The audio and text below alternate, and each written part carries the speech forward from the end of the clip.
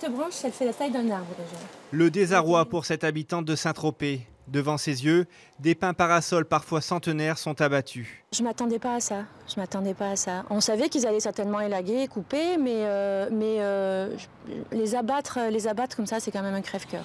C'est l'ancien stade de football vétuste qui a été détruit pour être reconstruit. Les arbres ont été abattus pour permettre la construction de clôtures et l'installation de filets derrière les buts. Mais les habitants ont été surpris. Rien de tel ne figure dans le permis de construire. Au départ, les arbres ne devaient pas gêner et en cours de réalisation, ils ont décidé qu'il était probablement plus commode de les supprimer. Mais ce n'était pas du tout prévu dans le permis initial. Le permis fait état d'une frange d'arbres à conserver absolument. C'est la mairie qui a pris cette décision en cours de travaux après avoir fait appel à une expertise des agents de l'ONF. Leur conclusion est sans appel. Ces arbres risquent l'écroulement. Ils doivent être abattus. Le maintien de ces arbres aurait donc constitué un danger pour eux dans la mesure où certains de ces arbres auraient menacé de tomber sur leurs habitations.